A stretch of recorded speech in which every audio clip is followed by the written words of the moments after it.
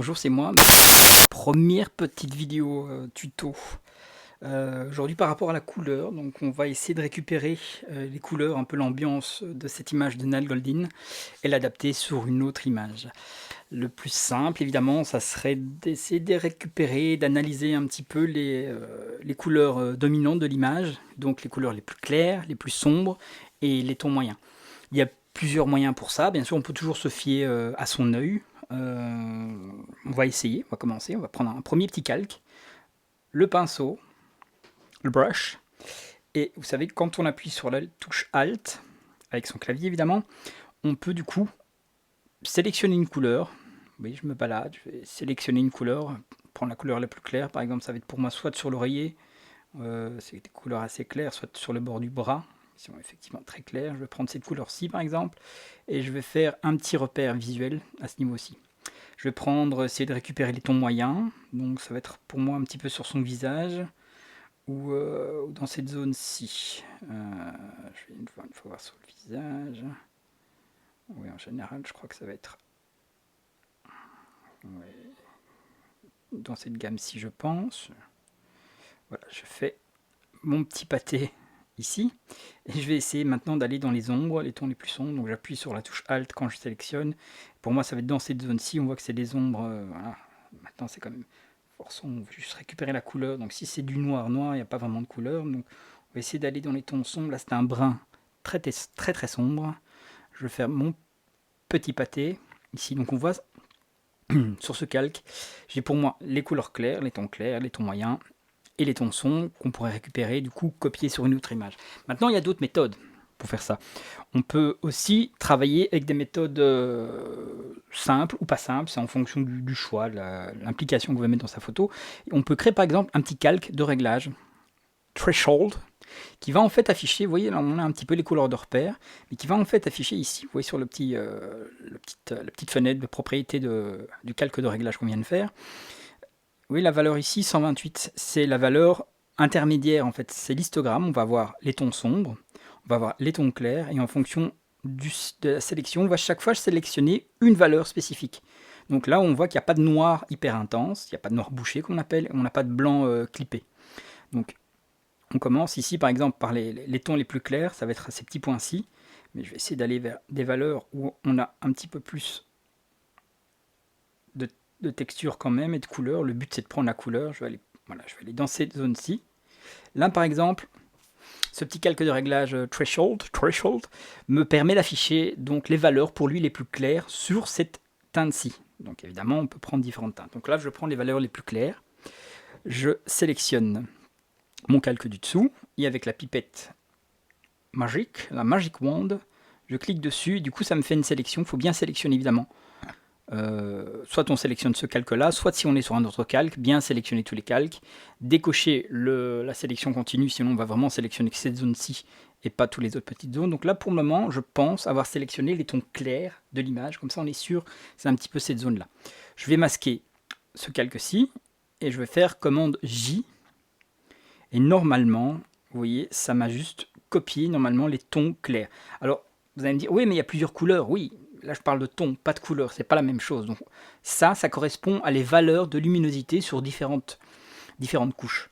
Et qui vont donner du coup ces teintes-là, qui vont être du coup une teinte dans cette zone-ci à 171 valeurs de luminosité à ce niveau-ci. Donc là par exemple on a les tons clairs.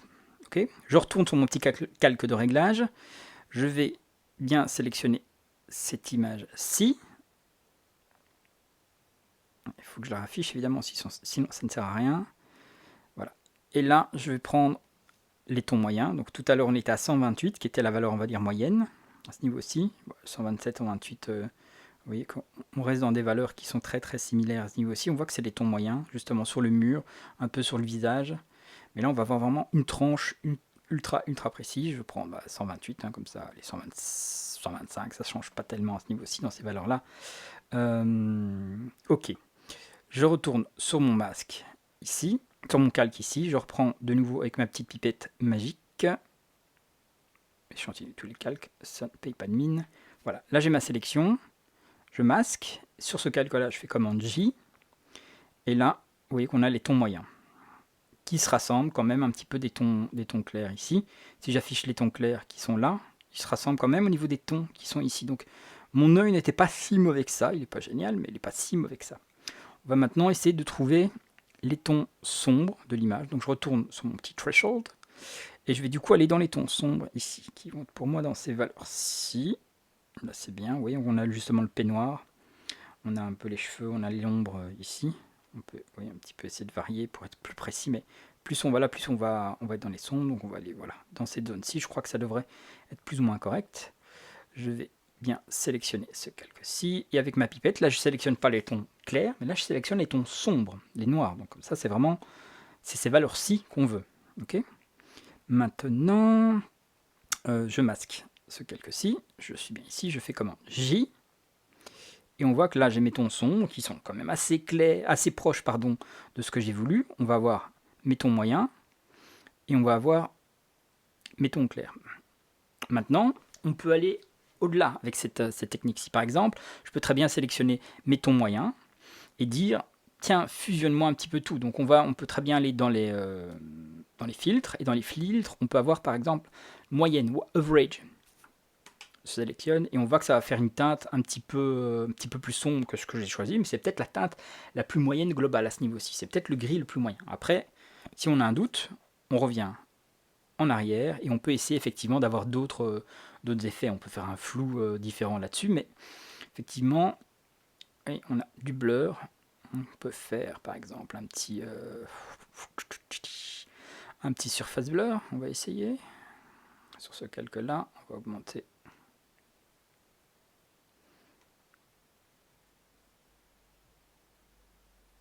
Threshold est un petit peu élevé peut-être. Oui, ça change pas tellement. On va annuler ça. Si, ça a affiné quand même. On va faire un petit. On peut même essayer avec un Gaussian blur. Hein. Le grand classique des familles, un petit Gaussian blur. Non, je préfère le surface blur dans ce cas-ci. Hop, blur, surface blur.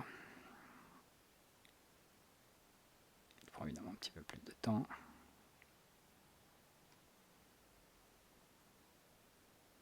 Voilà, on va dire que ça me plaît. Et cette teinte-ci, si maintenant j'essaie d'appliquer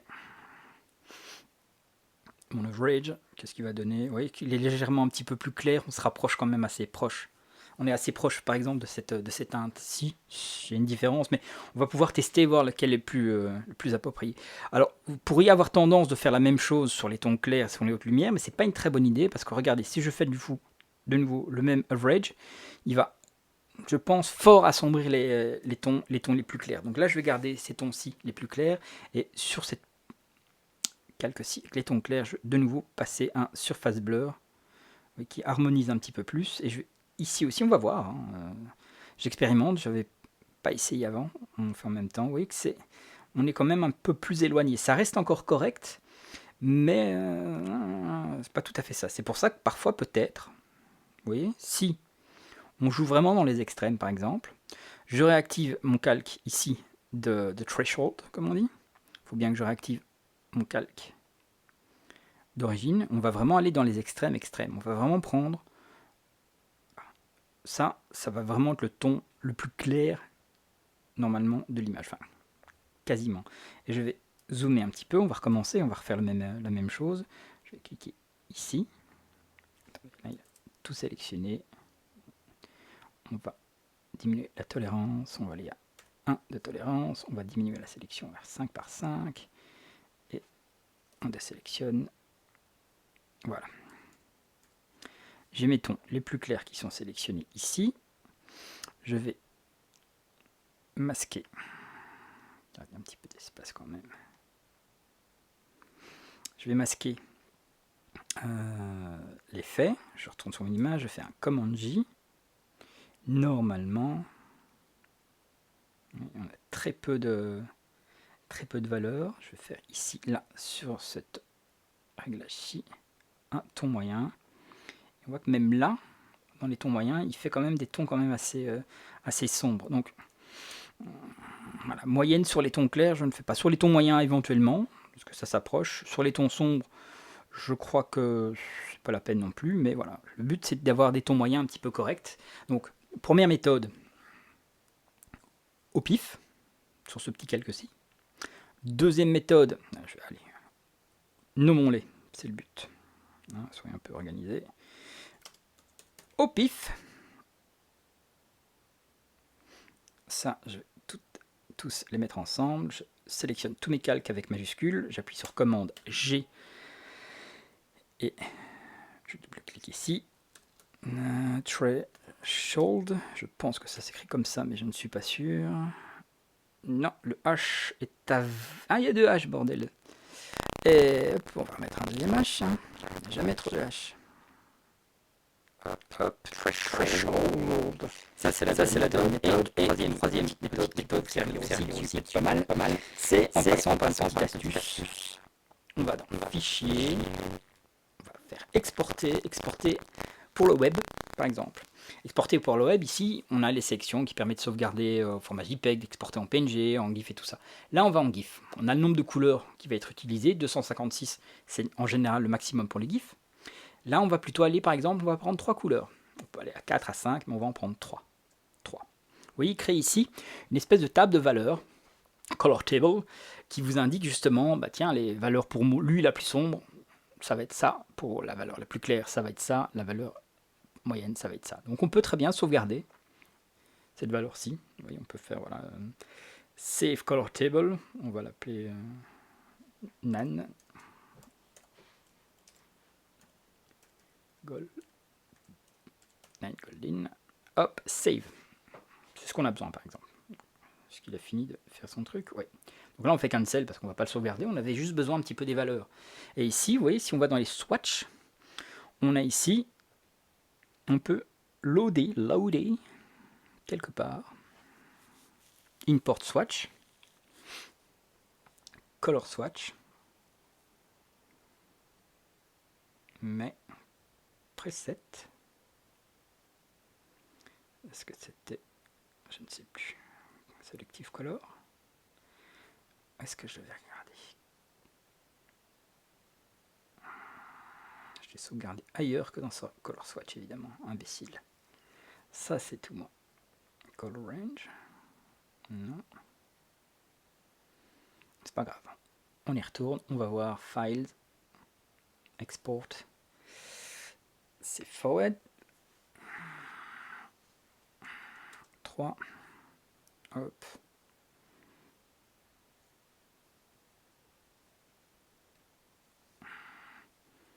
Optimized color. Photoshop settings. Workspace. Ok, bon bah, c'est dans Optimize color. On va voir. Hein. Il y a préférence, mais je crois pas que. Non, bah ok, donc c'est dans ailleurs. Donc on va charger ça ici. Import swatch. Color swatch. Hop. Il se fout de ma gueule. Génial. Il se fout de ma gueule. On va y arriver. Hein. Donc on y retourne. Je ne coupe pas. Hein. Je laisse tout. Mes erreurs, mes succès, mes folies, mes passions, tout. Hein. Je vois beaucoup d'erreurs partout qui sont coupées, corrigées. Je m'en fous. Rien à péter. Je laisse tout. Hop. Save. Color. Où est-ce que je vais? Hein. Optimize color. Non. Adobe Photoshop Settings. Allez, on va l'ouvrir. On va faire en Legacy, Préférences.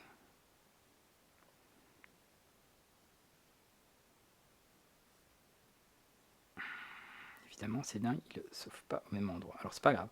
On va créer dans mes documents un nouveau dossier. Color. Table. Est-ce que c'est une table de couleurs? Créer. Je vais évidemment lui donner un nom. Allez. Nan. Goldin, save. Ça, on n'a plus besoin des gages. Maintenant, j'espère que ça marche, sinon j'abandonne, je me lance dans le tennis. Document, color table, Nan Goldin, open. Et logiquement, Nan Goldin Ils sont là. Ça, on a les 3 couleurs qui peuvent nous servir de repère. Vous voyez qu'effectivement, c'est pas les mêmes, hein. Pour lui, la couleur la plus... dans les tons sombres, ça va être ça. Dans les tons clairs, ça va être ça. Et dans les tons moyens, ça va être ça. Les tons moyens sont propres. Non, ils ne sont pas proches non plus du tout. Alors, ça peut vous servir, par exemple. On peut très bien utiliser ça pour définir la couleur. On peut utiliser ça pour définir la couleur sur d'autres images. Évidemment, l'ambiance va un petit peu changer. Mais, globalement, on a ce qu'on a besoin. Ok. Maintenant, je vais aller dans mes calques. Justement, Layers. J'ai besoin de ce calque-ci en référence. Donc le threshold, à la limite, on n'a pas besoin pour le moment. On va garder ici mon calque au pif, donc c'est vraiment un petit calque de référence qu'on va adapter. On va travailler donc sur cette image-ci. C'est un souvenir de vacances. Je me suis dit, tiens, ça ressemble un petit peu à l'image de Dan Goldin, mais version moderne un peu... Bref, passons. Donc je vais prendre mon calque. Non, c'est pas ça, Igor. C'est le calque que j'ai besoin. Hop, tu le prends, tu le déposes. Évidemment, comme toujours, ça ne marche pas. On va répéter. Tu le prends, tu le déposes. Tu vas le déposer. Pourquoi il ne veut pas? Génial. Bon, c'est pas grave, on va faire autrement. Commande A, commande C. Mais non. Hop, commande A, commande C. Hop, commande V. Voilà. On s'en fout, ça va marcher. On va le mettre ici en référence, ok? Donc, maintenant, on a notre image de base qui a d'autres teintes, d'autres contrastes, d'autres tout. On va utiliser un petit calque de réglage ici qui peut nous aider. Donc, hop, on va avoir Gradient Mapping, donc un dégradé de cartographie. Vous voyez que ça censure directement, donc on peut très bien, et on va très bien utiliser par exemple ces petits réglages-là. Vous voyez qu'on va avoir ici, normalement, là c'est les tons clairs, là c'est les tons sombres, ou l'inverse. Je crois qu'ici c'est les tons clairs, là c'est les tons sombres. Donc, ici dans les tons clairs, on va essayer de prendre par exemple justement une des couleurs qu'on a sélectionnées ici. Donc la plus claire, ça va être ça. À savoir, il faudra probablement adapter la luminosité, où se trouve la luminosité. Donc on peut retenir luminosité soit 66, soit 81. On peut jouer un petit peu avec les deux. En général, on travaille plutôt avec 81, mais là, il y a quand même une grande différence. On va quand même essayer de jouer un petit peu avec les deux. Donc j'appuie sur OK, et je vais ici taper 81. Donc ça, normalement, c'est la couleur... c'est pas la couleur la plus claire, mais c'est là où la couleur va se baser. Si je tape par exemple 66, qu'est-ce que ça va donner? 66, ça va être évidemment un petit peu plus clair, ce qui me paraît correct aussi. Si je fais 81, un petit peu plus sombre, je vais prendre 66. Ok. Maintenant, on va en créer une deuxième, qui va être du coup les tons moyens. Ok. Donc là, je clique tout simplement n'importe où. Oh, c'est magique. Je clique ici, je prends ma petite pipette, je prends mon ton moyen. Donc ça, c'est censé les tons moyens ici, à ce niveau-ci, et je n'ai pas regardé. Là, on était en luminosité, ici, 66 ou 42. Donc normalement, si on se base sur la luminosité ici, on va plutôt rester à 42. Mais là, on était correct, parce que du coup, si je fais 62... Ouais, c'est pas mal en fait. 42, ok. Et maintenant, on va prendre les tons sombres. Non, celui-là, on ne fait pas. Si jamais, comme moi, vous en créez un par erreur, vous le cliquez, vous le sortez. Toi, tu sors. Ici, on va prendre du coup les tons sombres. On sélectionne de nouveau la couleur. On va ici. On voit qu'en luminosité, on est en 19. 32, ça me paraît quand même... On va voir, on va essayer, mais... Voilà, je vais garder les réglages de base. On va aller à 19. Ça va être les tons, pour moi, sombres. Je vais faire OK. Là, on a ici le color grading qui va permettre du coup de vous dire, tiens, ça va être les tons clairs, ça va être les tons moyens, ça va être les tons sombres. Et vous voyez qu'il crée une sorte de dégradé à ce niveau-ci. Okay. Maintenant, effectivement, ça donne une dominante très très forte. Donc là, on va passer ça, par exemple. Vous pouvez jouer en darken, mais multiply, non. Voilà, on peut aller en lighten, en screen, mais c'est pas top non plus. On va essayer d'aller, par exemple, en soft light. Là, déjà, on commence au niveau teinte, couleur, à s'y rapprocher. Maintenant, le contraste, la luminosité change quand même. Si vous prenez cette image-ci, vous voyez que les noirs sont quand même, ils sont présents, mais le contraste est quand même assez doux à ce niveau aussi.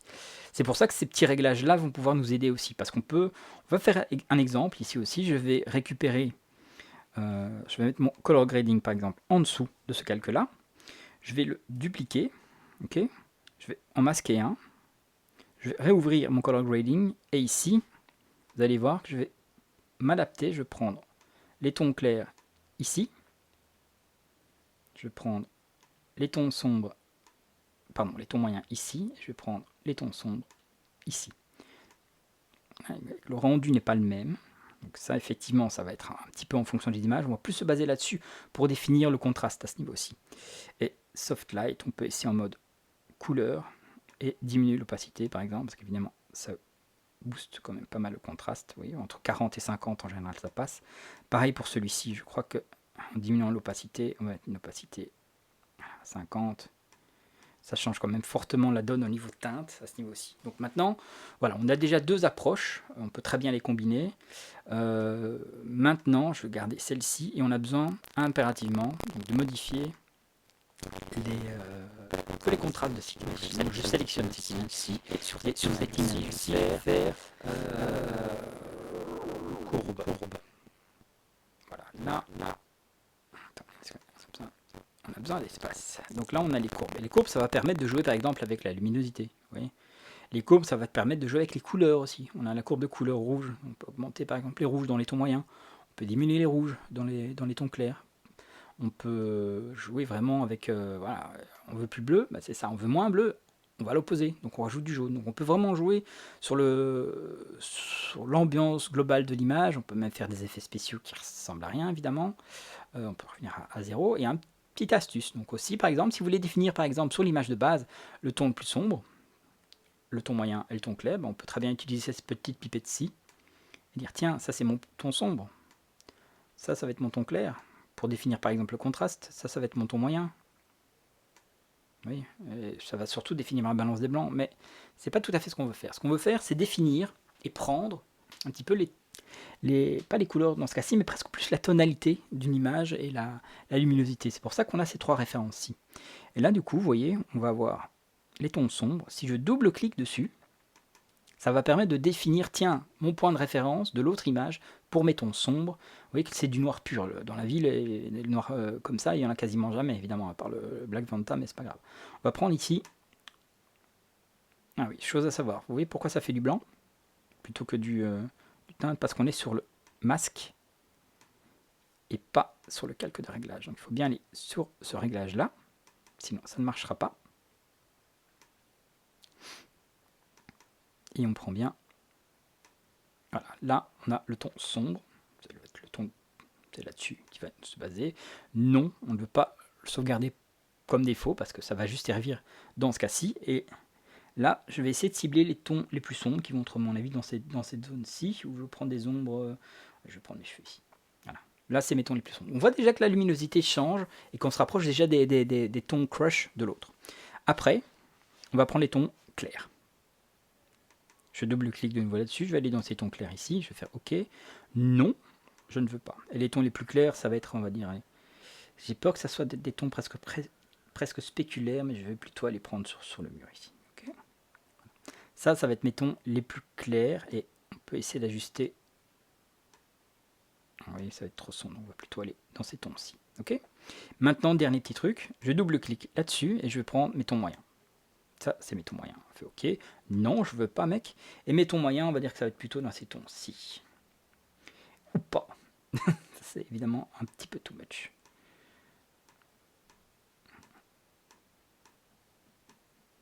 Non. Ça ne me plaît pas du tout, du tout. Alors, ça, je reviens ici. Je double-clique dessus. Et je vais définir mes tons moyens.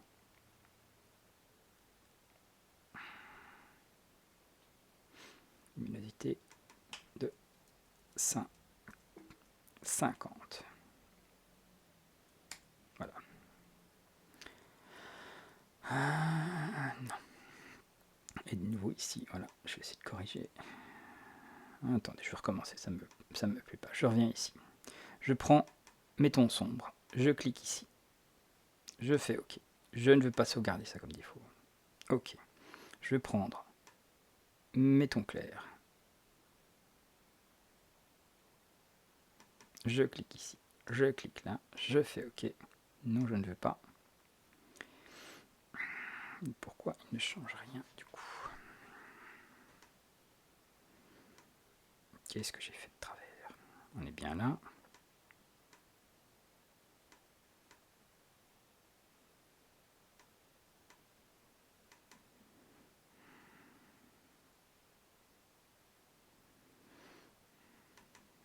On va prendre ici. On prend ces réglages-là. On fait OK. Non. Ah, mais évidemment, je vais pas cliquer. Oh, je suis bête parfois. Je suis complètement con. Donc, les tons sombres, hop, on adapte ici. Les tons, donc je ne vais pas toucher au ton moyen. Erreur rigor. Les tons clairs, je sélectionne, je clique ici. Non, je ne vais pas, ça va être dans ces tons clairs ici, par exemple. Voilà, les tons moyens, donc je n'y touche pas, ça fait de la merde. Mais on pourra quand même utiliser ça, par exemple, vous allez voir après, pour donner encore une petite dominante si on veut. Ok, donc ici, par exemple, vous voyez, on a le color gradient, on a... Donc ça, c'est vraiment l'image d'origine. Là, on a un petit peu adapté la courbe pour se rapprocher un petit peu des teintes et luminosité de cette image. On voit que le contraste s'en rapproche un peu. Après, on a ici, petite adaptation au niveau balance des blancs, couleur, une deuxième, avec 2 gradients, on peut du coup diminuer l'opacité, on peut passer en soft light aussi, mais vous voyez, ça augmente quand même le contraste. Si on passe ici par exemple en screen, ça me plaît aussi. Le mode de fusion, ça va être un petit peu au goût et en fonction de l'image. Moi j'aime bien screen, à ce niveau aussi ça s'adapte. Dernier petit truc qu'on va utiliser, qui permet quand même d'aider, de donner quand même un petit peu une dominante globale. Vous voyez que la teinte moyenne ici, on va créer par exemple ici, solid color. Ok, on clique dessus, et on est dans le baba. Oui, attendez, je vais mettre au-dessus de celle-ci, solid color, sinon... Voilà. Et la solid color, ben voilà, on peut prendre la pipette ici, on met sur OK. Et celui-ci, on va le mettre en mode soft light ou couleur. Soft light, ça me plaît mieux. Et là aussi, on va diminuer l'opacité à 50 par exemple.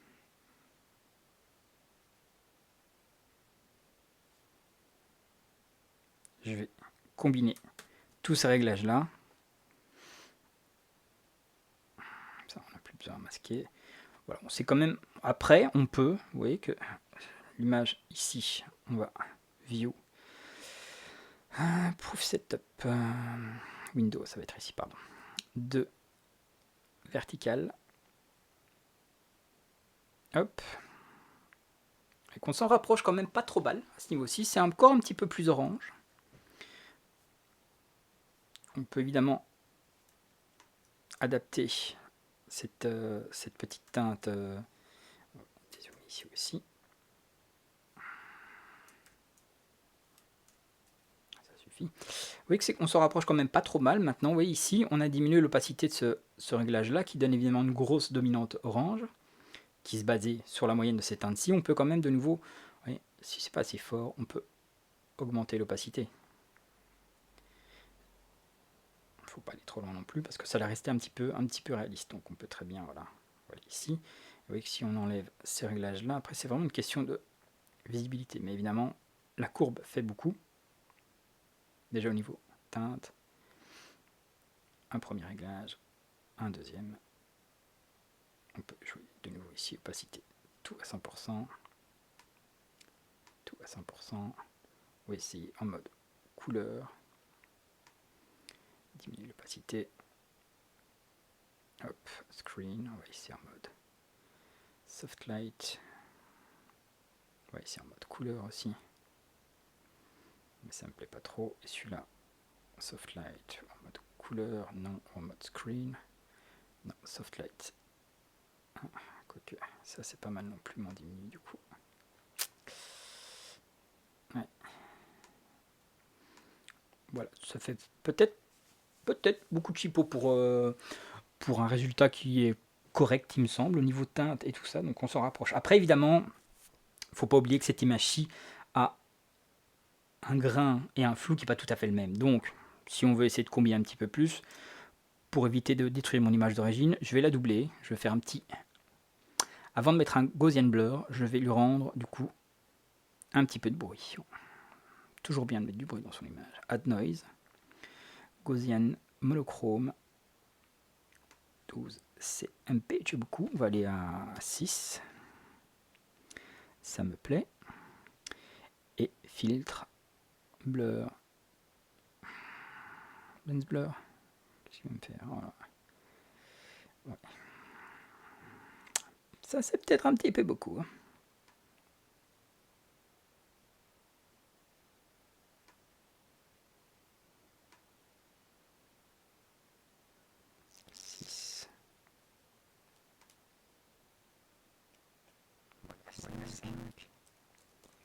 Hop, 5,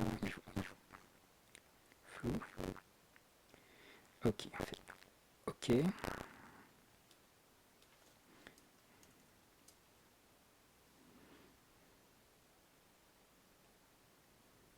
Ok, ce petit grain, bah, le grain est un petit peu trop présent. Mais de nouveau, si c'est trop fort, on diminue un petit peu l'opacité.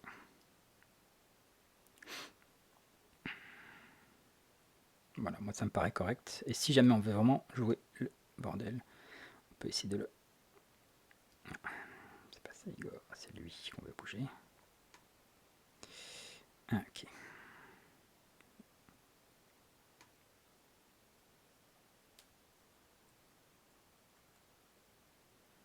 Voilà, on peut donner un léger flou de bouger.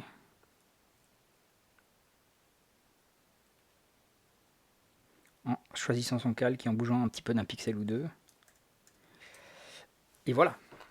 Je crois que là, on commence à s'en rapprocher quand même un petit peu plus. D'ailleurs, moi, je m'étais éloigné du micro pour mieux observer cette horrible œuvre. Voilà, ça, c'est une première méthode. Après, tout à l'heure, avec une autre vidéo, si j'en ai pas trop marre, je vous montrerai une autre méthode pour prendre le contraste, la couleur, les teintes d'une image avec une autre approche. Voilà, fin de la première vidéo. Merci, à bientôt.